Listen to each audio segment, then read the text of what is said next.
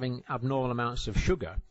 Remember we said that the potassium goes through the same gate, so these patients can be hyperkalemic as well. The potassium can be high, and that's dangerous because very high or low levels of potassium can cause ventricular fibrillation.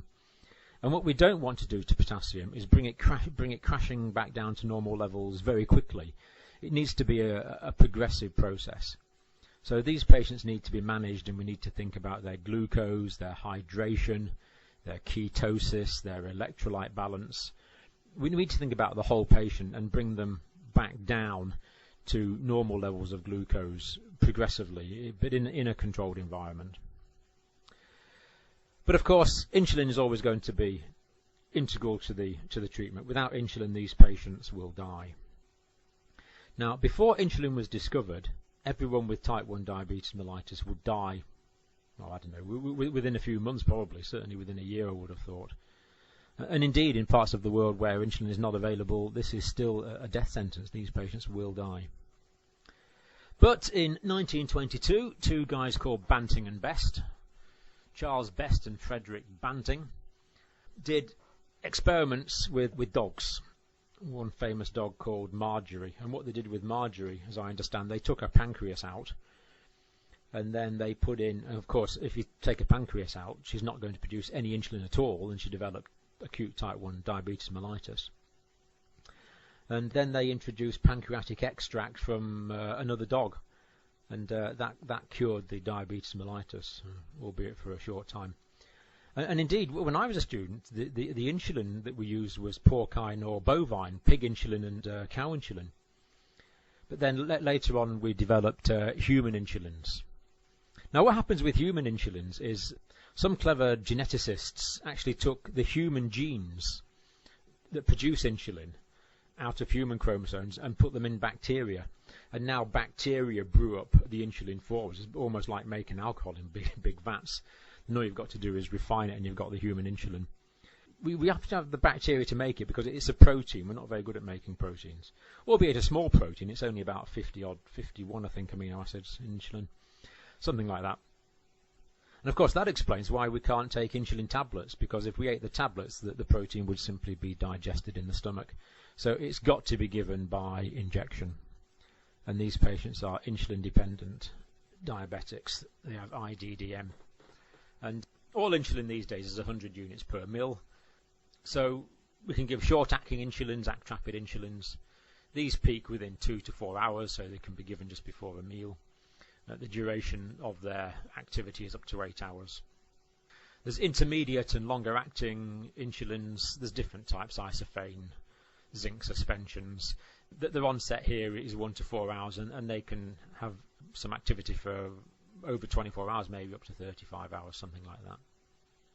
You might have come across insulin glargine. This is a clear solution, and it precipitates in the subcutaneous compartment and absorbs out into the body slowly over about 24 hours. So, insulin regimes need tailored to the individual's requirements. You've got to look at how many calories the person needs, and then give them enough insulin to balance that out. And then, when someone's diagnosed with diabetes, it's actually, because it's autoimmune, there's other conditions that can present with it. So part of the assessment is looking for celiac disease, which of course is a gluten intolerance. They can't tolerate wheat. Gluten from wheat causes really bad diarrhea. They don't absorb it. And thyroid autoimmune diseases. Autoimmune diseases can reduce thyroid function, so that's worth checking for. Another diseases which are more common in diabetic, pernicious anemia later on in life, vitiligo, where they get white patches, and even Addison's disease.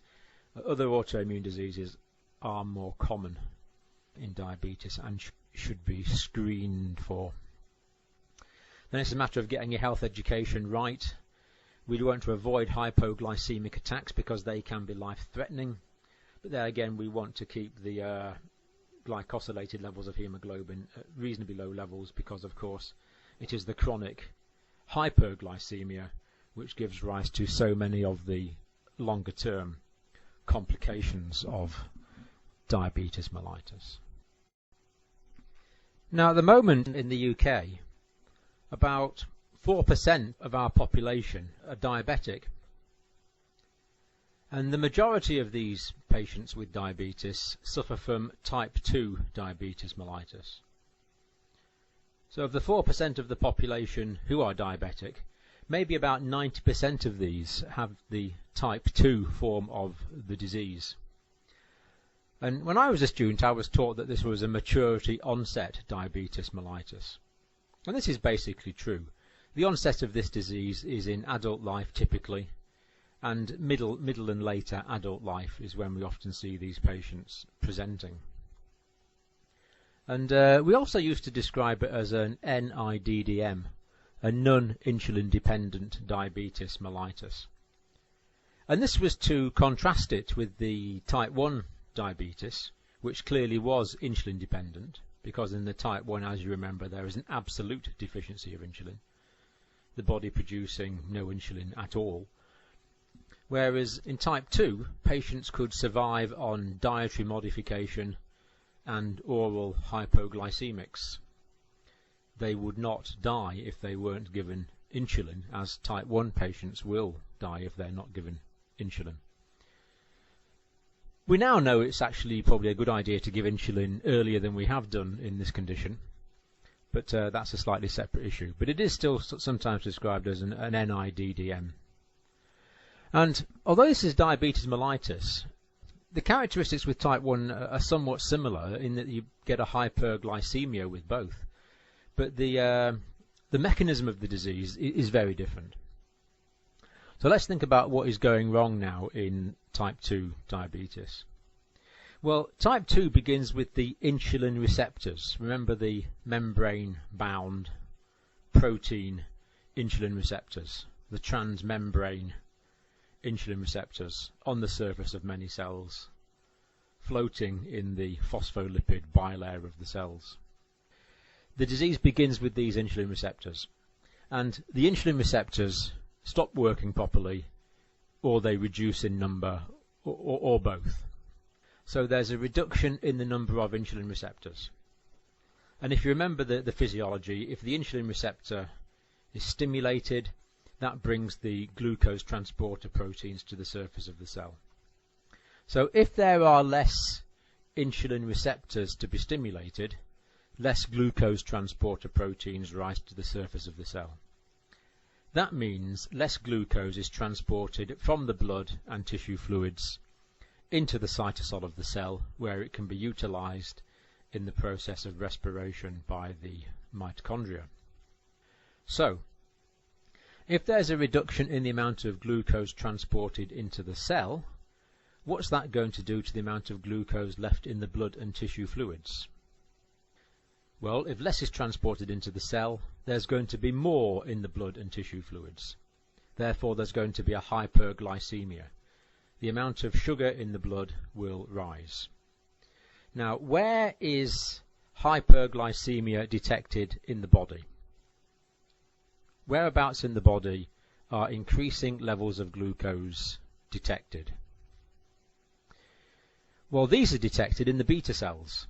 This is detected by the beta cells. So when the blood sugar level rises, that's detected in the beta cells. And how do the beta cells respond? Well, the beta cells respond by producing more insulin. So when insulin resistance starts, that is when insulin is made but can't be utilized properly because of the defective insulin receptors. Then what actually happens initially in the first months or even few years of the disease is that more insulin is produced. So in the initial stages of type 2 diabetes, there is actually a hyperinsulinemia. There is an increase in the amount of insulin in the blood. And what this will do is it will work the insulin receptors that are left all the harder, and they can actually facilitate the transportation of more glucose into the cell. So initially there's a reactionary compensatory hyperinsulinemia, and this is able to compensate for the defective insulin receptors and actually maintain relatively normal levels of blood sugar for a while. But then, because the cells have been overworked, because the beta cells have been overworked, they actually will stop working. And over time, there will actually be a reduction in the beta cell mass. Actually, there's depositions of nasty amyloid proteins in the beta cells.